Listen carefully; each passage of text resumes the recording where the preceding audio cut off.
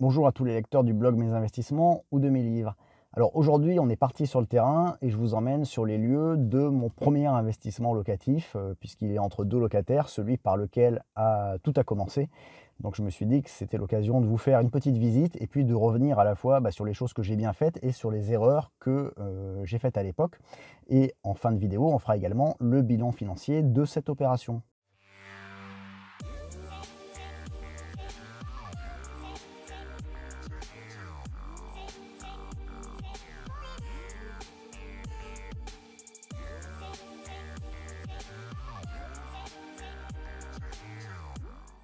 Alors, j'avais souvent pensé à faire une vidéo où je me rendais sur les lieux de tous mes investissements immobiliers, mais en pratique, c'est un peu compliqué parce que les appartements sont loués, il y en a certains qui ne tournent pas beaucoup.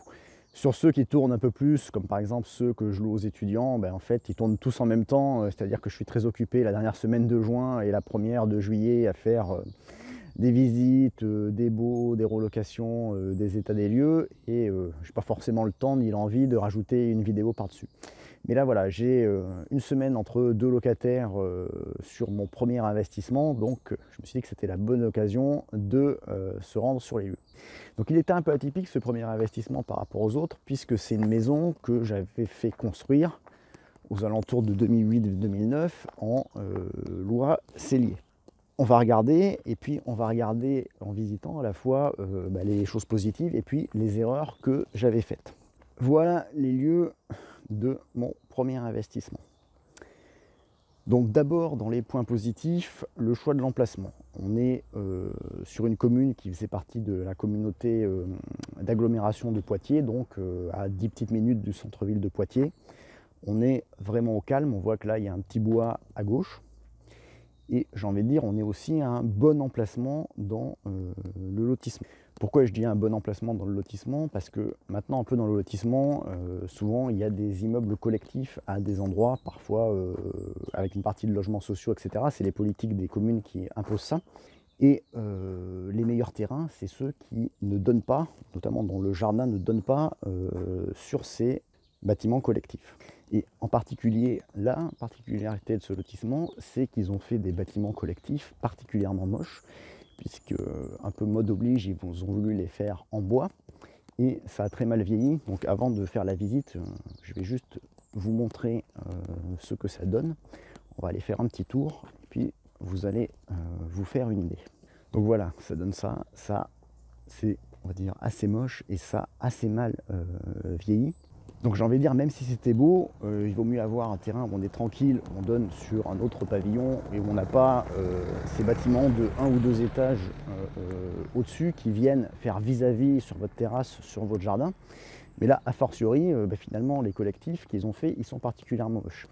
Et bon, il y a une astuce des promoteurs de lotissements qui est finalement de mettre l'emplacement de ces collectifs sur les plans des lotissements, mais par contre qu'ils ne sont pas construits au moment où les terrains se vendent. Et souvent les maisons se font construire dans les premières années, les gens ont construit depuis 2-3 ans et c'est le moment où la construction des collectifs commence. Donc il faut bien faire attention à ça pour savoir à quoi s'en tenir quand on choisit un terrain. Donc là, on va faire le tour de mon terrain, mais on voit qu'il n'avait pas cet inconvénient, puisqu'on a une petite partie devant, assez grande. Alors ça, c'est une première erreur. En fait, on voit que la maison, là, j'ai choisi un modèle assez standard, mais pas droit non plus, elle fait un angle, ce qui fait qu'il y a une grosse partie de terrain devant qui est finalement un peu perdue. Si c'était à refaire, je pense qu'aujourd'hui, je ferai une maison droite, non seulement pour ne pas perdre ce terrain, et puisqu'il y a un petit peu moins de problèmes de structure, parce que là ça m'a embêté un petit moment, mais voilà, j'ai eu une mésaventure, j'ai eu une fissure qui s'est faite, alors qu'il n'y a pas bougé depuis, mais qui s'est faite en escalier, c'est pas forcément les meilleurs, en dessous de la fenêtre. Le fait que la maison ait un angle comme ça et soit longue, ça y a peut-être aidé. Donc voilà, on arrive sur le terrain. Donc on voit que le terrain là, il est tranquille, hein. Il y a un autre pavillon, un petit pavillon en bas. Il y a le bois avec un petit chemin à côté. Quand on est sur la terrasse, on est vraiment au calme. Alors, deuxième erreur de fait au départ, c'est que cette maison, pour de la location, j'ai peut-être pris un terrain un peu grand. J'ai un terrain de 800 mètres carrés. Si on veut maximiser le rendement locatif, en fait, ce qu'il faut, c'est avoir en extérieur une petite terrasse. Mais ça s'arrêterait 1 mètre au bout de la terrasse. Là, j'aurais un terrain de 350 mètres carrés. Ça suffirait en fait et je la louerais guère moins cher. Donc petite erreur au début. Alors faut dire que quand j'ai fait cette maison, et d'ailleurs on se moquait un peu de moi j'étais jeune, célibataire, j'habitais encore dans un grand T1, mais avec même pas de chambre séparée, il y avait une démarcation, le lit avec un meuble au milieu, mais pas plus. Et finalement je faisais construire une maison d'une centaine de mètres carrés. Mais voilà, je me disais au début c'est pour de la location, est-ce qu'à un moment donné je la reprendrai pour moi, si je la veux pour moi, je veux du grand terrain. Bon, c'était un peu, voilà, je savais pas tant que ça où j'allais, je voulais me garder un peu toutes les options ouvertes. Et finalement ça a pu conduire à des choix financiers non pertinents. En tout cas non pertinents au départ, parce que l'inconvénient de ce terrain, effectivement, que j'ai payé 65 000 € à l'époque, et si j'avais pris un terrain moitié moins grand, voilà, je l'immobilisais 35 000 €, puis c'est pas 100% proportionnel. Mais j'aurais pu garder 30 000 € de moins immobilisés pour des investissements futurs. Alors, c'est plutôt positif aujourd'hui, après coup, bon, voilà où je pourrais la revendre, puisque finalement, c'est rechercher des maisons avec un grand terrain comme ça, etc. Donc ça lui donne de la valeur, et finalement, vu qu'il y a de la plus-value dessus, ça m'augmente ma plus-value, entre guillemets, en valeur absolue en tout cas. Mais je dirais que c'était quand même peut-être une erreur, parce que finalement cet investissement, il m'a fait me poser, c'est-à-dire que j'ai rien fait d'autre après pendant 4 ans. Alors, est-ce qu'il était trop gros pour moi? Et après, j'ai recommencé très petit, j'ai recommencé sur un T1, alors qu'on va dire la moyenne de mes biens, moi ce que j'aime bien, c'est le T2, des choses comme ça. Donc j'ai mis un peu de temps à le digérer. Alors bon, c'était mon premier emprunt aussi, voilà, quand j'ai emprunté les 180 000 €, je me souviens, je ne sais pas si c'était stressé, mais matin, le lendemain, la semaine de l'emprunt, je me suis réveillé avec de la fièvre et des boutons. Le médecin n'a jamais su ce que j'avais chopé, mais ça se trouve, je me dis que c'était peut-être que le stress de mon premier emprunt, où je me demandais comment ça allait se passer. En tout cas, si votre premier investissement vous stresse, ça peut vous rassurer, puisque vous voyez que moi aussi, qui en suis beaucoup plus loin, à un moment donné, je me suis posé des questions, et on est tous humains sur le stress. Alors on parlera chiffres, hein, vous inquiétez pas, à la fin de la vidéo, je vais vous finir la visite. Ah ben voilà, là il y a un chêne qui a bien poussé. Alors je me souviens quand j'avais acheté que mon terrain, il était tout petit, là il devait faire 1,5 m. Ça fait toujours quelque chose quand on signe un peu, qu'on achète une première propriété foncière. Donc moi, la première chose que j'ai acheté, c'est ce terrain-là. Et voilà, j'étais propriétaire de quelque chose, j'avais quelque chose à moi, et je me souviens que je disais, j'ai un terrain et un arbre. L'arbre, c'était celui-là, et à l'époque, il devait faire 1 mètre. Je ne pensais pas qu'il deviendrait comme ça. Donc tant qu'on est là, on va aller visiter. Oui, inconvénient du grand terrain aussi, hein, c'est que si vous avez des locataires qui commencent à ne pas tondre la pelouse, c'est vite problématique, et c'est vite un champ de paille. Alors, je vous fais visiter. Donc là, c'est vide, hein, mais ça reste rarement vide. Là, il y a 4-5 jours de marge de manœuvre, mais il y a rarement eu plus. Donc entrée, séjour, avec une cuisine équipée. Donc là, voilà, je laisse four, hotte et plaque, et puis le lave-vaisselle mis par les locataires, un petit peu de rangement. On a le garage ici. Donc un garage, voilà, une voiture. Il y a rarement de voiture, c'est souvent pour mettre le bordel. Alors autre chose que j'avais fait à l'époque, et ça c'est plutôt un bon point, c'est que beaucoup de maisons se faisaient en T4, des maisons destinées à la location. Moi je l'avais fait en T5. Alors c'est un constructeur qui avait en plus des plans standards pour des maisons un peu locatives ou de première accession. Il faisait des prix très compétitifs. Mais du coup, vous ne pouviez pas tant personnaliser que ça. Donc là, je ne sais pas si on voit bien, j'ai une première chambre qui est un peu biscornue. C'est toutes des chambres aux alentours de... C'est la plus petite, elle doit faire 9 mètres carrés et demi. Si on a entre 9 mètres carrés et demi et 11 mètres carrés, avec tout un placard. Voilà, on a nos 4 chambres, et puis une salle de bain ici.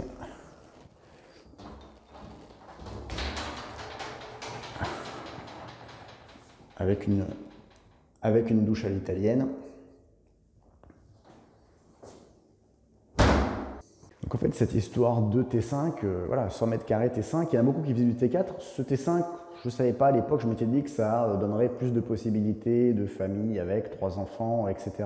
Peut-être pour le cellier intermédiaire, puisqu'on a des plafonds de revenus plus élevés quand on a plus d'enfants. Alors voilà, c'est un peu bonne décision. Aujourd'hui, en fait, c'est très recherché et je peux même la louer plus cher maintenant parce que on a le début du télétravail. Donc une famille avec 2 enfants, elle veut un petit bureau en plus. Je loue beaucoup à ce type de gens, des gens qui arrivent dans la région, qui vont faire construire d'ici 2-3 ans, des gens qui ont vendu leur maison, qui font construire pendant 1 an et demi entre deux. Voilà, bon, ça tourne un peu, mais c'est plutôt des profils de locataires intéressants, tout à fait solvables, où il n'y a pas en général, pas de problème. Sur le choix des locataires, j'ai quand même fait une fois une erreur. Sur la succession de presque une quinzaine d'années, voilà, j'ai fait une erreur une fois. C'est ce que je dis, j'avais un léger doute, et puis voilà, j'ai pas voulu m'embêter, j'ai pas voulu attendre 10 jours de plus de finir de trouver. Le doute était léger, à l'intuition, il était très léger, mais je l'avais quand même. Et le problème, c'est que des locataires indélicats dans une maison, ça peut faire vite du dégât, j'ai envie de dire, peut-être plus que dans des appartements. Alors, c'était pas dramatique non plus, mais si vous voulez, ils avaient bouché toutes les VMC avec du scotch, etc. Donc, effet d'humidité, mur noirci. Forcément, ils ont rendu une maison complètement dégueulasse, à la fois sur le terrain que dedans.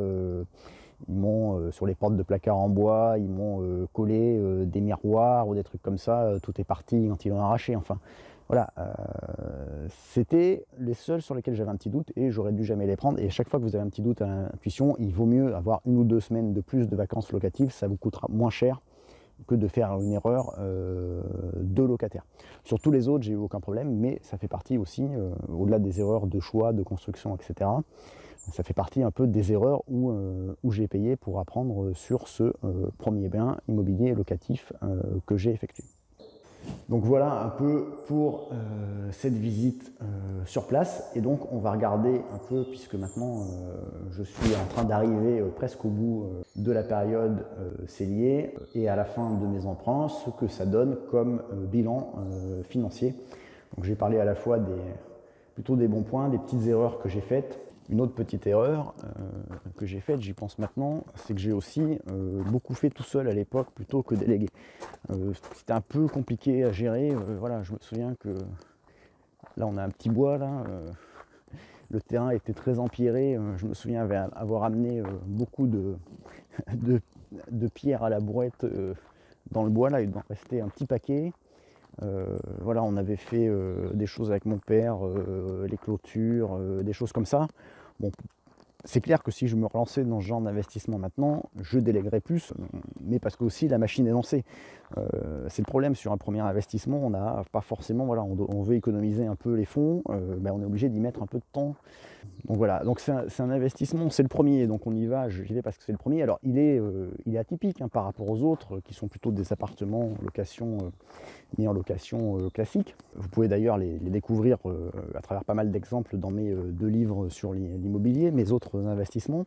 En plus, ce qui est intéressant là, c'est que mon best-seller, l'investissement immobilier locatif intelligent, donc best-seller, plusieurs dizaines de milliers d'exemplaires vendus, plus de 3000 commentaires sur Amazon, eh bien je viens d'en sortir la seconde édition, c'est-à-dire que j'ai fait les mises à jour avec le marché 2022, les lois 2022, etc. Donc en choisissant ce livre, si vous voulez un livre sur l'immobilier, vous avez le meilleur des 2 mondes, la référence, le best-seller, le plus vendu historiquement, tout en évitant son inconvénient du fait qu'il était un peu ancien puisqu'il datait de fin 2017, puisque maintenant j'ai fait la seconde édition avec les mises à jour et des inputs de la situation récente et des évolutions à la fois des lois et du marché immobilier. Donc c'était un peu particulier pour un premier investissement. Finalement, une construction, c'est comme pour une résidence principale, il faut suivre un peu, ça demande un peu plus d'efforts. Mais ceci dit, si vous aviez un appartement avec des gros travaux qui vont au-delà, on va dire, de refaire un sol et de refaire quelques peintures, vous auriez la même problématique. C'est toujours voilà, plus d'efforts, plus de rendement entrepreneurial et donc une récompense plus élevée. Mais ça va aussi un peu avec l'effort et la complexité dans l'immobilier. C'est-à-dire qu'il faut faire c'est des projets que les autres ne veulent pas. Si vous faites un projet qui est simple pour tout le monde, vous allez avoir beaucoup de concurrence à l'achat et donc moins de rendement. C'est assez logique. Donc on va passer un peu au bilan financier. On va voir aussi que sur cet investissement, j'avais emprunté sur 15 ans. On va voir si c'était une erreur ou pas, puisque maintenant, effectivement, sur tous les autres, et c'est ce que je fais maintenant, j'emprunte plutôt sur 20 ans. Alors, on va essayer de faire un petit bilan financier sur la maison. Donc cette maison, tout compris, terrain, frais de notaire, taxes à la construction, terrassement et construction en elle-même, je l'ai payé 200 000 euros.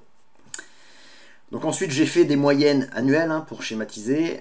J'ai distingué les années 1 à 9 puisqu'on a une réduction cellier qui était plus importante d'impôt de 2,77% du prix total les années 1 à 9 et un peu moins élevée parce qu'elle était plus que de 2% sur les années 10 à 15. Bon, sachant que les loyers ont un peu augmenté entre l'année 1 à 9, la taxe foncière a inflaté également un peu, j'ai raisonné en moyenne annuelle schématique pour avoir une vision schématique des choses et en ordre de grandeur. Donc les loyers, on voit qu'on fait un peu moins de 10 000 euros par an de loyers encaissés. La réduction cellier autour de 5 500 euros les 9 premières années et 4 000 euros les années d'après. En taxe foncière, on est à 780 euros environ là-bas. Donc le prêt fait un décaissement au départ de 15 000 euros et après de 13 500 euros. Donc on voit que là j'ai fait un prêt sur 15 ans seulement. Alors aujourd'hui effectivement je préconise de faire un prêt plutôt sur 20 ans pour profiter des taux bas, à la fois pour dégager du cash flow et puis pour pas forcément aller sur 25 ans parce qu'on rembourse beaucoup d'intérêts au départ et on se retrouve au bout de 25 ans avec un bien où il y a déjà pas mal de choses à refaire, donc je trouve que 20 ans c'est un bon compromis. Là j'avais fait 15 ans. Alors est-ce que c'était une erreur? Je répondrai pas oui de façon si évidente, parce que ce qu'on voit, c'est que le prêt, là, il a été souscrit au départ à un taux de 3,43%, qui était le taux avant 2010 de l'époque sur 15 ans. Donc sur 20 ans, ça aurait été 4%. Alors, effectivement, après, je l'ai renégocié, puisqu'on voit qu'après, il est à 1,65%. Sachant que je l'ai renégocié une fois, j'aurais sûrement pu tirer encore un peu plus en le renégociant une deuxième fois. Mais après, volontairement, je ne l'ai pas fait parce que j'avais tiré le gros qu'il avait à tirer. Et après, c'était pour pas embêter trop mon banquier parce que je voulais qu'il me refasse des emprunts. J'oubliais pas de lui rappeler quand j'en souscrivais un autre pour un autre appartement que je l'embêtais pas sur des renégociations là-dessus, etc. Mais voilà. Donc effectivement, au vu d'aujourd'hui, on aurait pu se dire valait mieux prendre sur 20 ans parce qu'on sait que postérieurement les taux ont beaucoup baissé et donc que j'aurais pu renégocier ce prêt-là à un taux beaucoup moins élevé.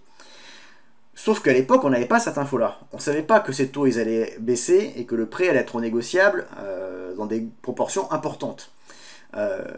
Donc en fait, refaire l'histoire à l'envers alors qu'on connaît la suite, ça introduit un biais dans le raisonnement. Donc pour moi, on ne peut pas dire de facto qu'à l'époque, dans les conditions de taux de l'époque, c'était une erreur de prendre le prêt sur 15 ans. Donc sur les travaux, pas grand chose les premières années, maison neuve, il n'y a pas grand chose à faire, un petit coup de peinture entre deux locataires, mais quand ils changent tous les 2-3 ans, ça va vite. Et puis c'est pas partout, et puis bon, un tout petit peu plus maintenant, puisque ça commence à vieillir, mais enfin c'est encore très récent. Les impôts, alors il y a de l'abattement de 30% sur la loi cellier intermédiaire de l'époque qui les atténue. Ceci dit, il en reste quand même. Là, je ne suis pas en déficit foncier total. On voit à peu près 1500 euros impôts plus prélèvements sociaux en année 1 à 9 et autour de 2000 euros en année 10 à 15. Sachant que ça, c'est un peu pessimiste par rapport à la réalité. Parce que finalement, le bénéfice foncier que j'avais sur cette maison, j'ai pu l'atténuer avec des déficits fonciers que j'avais ensuite sur d'autres appartements. Donc là, c'est maximisant, on va dire, par rapport au cash flow négatif que j'ai eu. Donc on voit que finalement, on arrive sur ce premier investissement que j'ai fait, et c'est pour ça que je réinsistais sur l'erreur du 15 ans, sur un cash flow négatif de 2400 euros par an. Donc c'est là où on peut se demander si c'était une erreur ou pas, puisque finalement ça faisait 200 euros de cash flow négatif. J'avais des revenus confortables, ça ne m'a pas empêché d'enchaîner derrière. Si j'avais eu des revenus un peu plus justes, est-ce que ça aurait posé problème? C'est une question. Ceci dit, quand on fait le bilan patrimonial à la fin, on voit bien que c'est un investissement intéressant de ce point de vue-là, puisque j'ai décaissé effectivement 36 000 euros en cash flow annuel. J'ai oublié de mettre l'apport du début, effectivement, des 20 000 euros. On va corriger en direct. La maison, en étant très conservateur, que j'ai payé 200 000, aujourd'hui, elle se revend 245 000 sans problème. Et j'ai décaissé moi en tout 56 000. Donc j'ai un bilan d'enrichissement, on ne fait pas en TRI, etc., mais vraiment en euros, 288 000 euros en 15 ans. Voilà, ce qui est quand même pas dégueulasse. Bon bah finalement, pour un truc que beaucoup me disaient de ne pas faire, tu loues un T1 de 40 mètres carrés pour ta résidence principale, mets pas d'argent là-dedans, achète quelque chose pour toi, achète ta résidence principale, tout de suite, bah finalement, financièrement, c'est quelque chose de pas mal au final. Alors maintenant aussi, voilà, là j'ai repris des locataires volontairement pour pas très longtemps, puisque c'est des gens qui sont entre une maison qu'ils ont vendue et une autre qu'ils font construire, pour me laisser l'option derrière, qu'est-ce que j'en fais? Est-ce que je la garde? Est-ce que je la revends? J'ai envie de dire, si j'étais complètement rationnel, il faudrait la revendre, puisque après je ne vais plus avoir la réduction cellier. On voit qu'en rendement, finalement, quand il n'y a plus que le loyer, 10 000 sur une valeur qui a monté depuis 245 000, ça ne fait pas un rendement assez élevé. Le problème que j'ai, c'est que j'ai presque un petit côté sentimental en me disant « Ah, c'est le premier, celui-là, c'est celui par lequel tout a commencé ». Et il y a une part plus émotionnelle en moi. On sait que l'émotion, c'est pas forcément très bon en investissement, mais cette part émotionnelle, elle me donne envie de le garder, quoi. Et donc voilà, je me donne encore, bah voilà, ces locataires vont rester un an et demi, là, ceux qui vont rentrer après-demain. Je me laisse le temps de la réflexion pour voir si c'est le rationnel ou l'émotionnel qui prend le pas. Après, c'est différent d'un appartement, mais il y a aussi un petit plaisir irrationnel à la construction, c'est-à-dire qu'on se dit, voilà, ça c'est moi qui l'ai conçu, qui ai fait les plans, enfin qui a ajusté les plans en tout cas, bah, sans moi, ce bâtiment n'aurait pas existé. Si je repasse finalement dans 40 ans, ou quelqu'un repasse, bah, ce bâtiment il existera parce que il sera fait comme ça, parce que c'est moi qui l'ai voulu comme ça. Bon, c'est pareil, c'est plus de l'émotionnel, on n'est pas dans le rationnel de l'investissement, mais c'est quelque chose de particulier quand on fait ce genre de projet. Alors on va conclure cette vidéo sous mon fameux premier arbre dont j'ai parlé tout à l'heure. Et moi ce que je trouve intéressant finalement, cette vidéo, je l'ai fait un peu plus à l'improviste que d'habitude. Bon, d'habitude je pense un peu à ce que je vais faire comme vidéo, comme thème.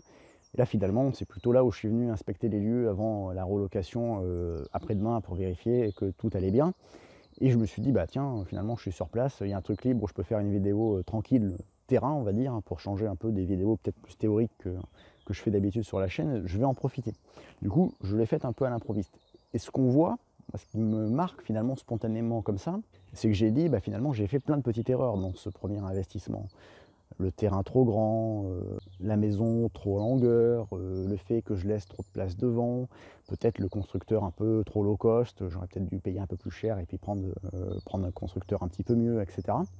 Finalement, malgré toutes ces petites erreurs, eh ben, on voit qu'au global, dans l'image globale, ben, finalement, même quand vous faites des petites erreurs, il y a quand même une différence énorme entre ne rien faire et avoir fait quelque chose quand on regarde la situation patrimoniale d'enrichissement. Comme j'ai un ami qui fait aussi de l'immobilier qui dit souvent j'en ai fait des conneries, mais elles ont toujours été moins chères que le prix de l'inaction.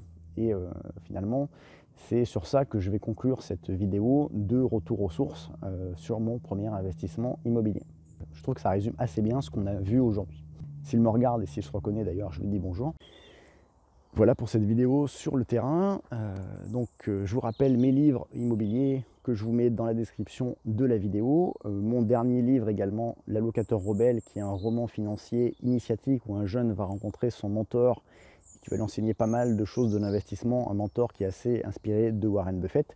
Vous avez également mon livre sur la bourse et mon livre généraliste sur la gestion de patrimoine. Tout ça dans la description de la vidéo. Je vous mets également des petits bonus gratuits pour vous aider dans vos investissements immobiliers. En attendant, si c'est déjà fait, mettez un petit like et abonnez-vous à la chaîne. Ça aide vraiment la chaîne et c'est ce qui me motive à continuer à vous proposer des vidéos sur vos investissements immobiliers, bourse ou entrepreneuriat. Et puis je vous dis à bientôt sur le blog et sur la chaîne.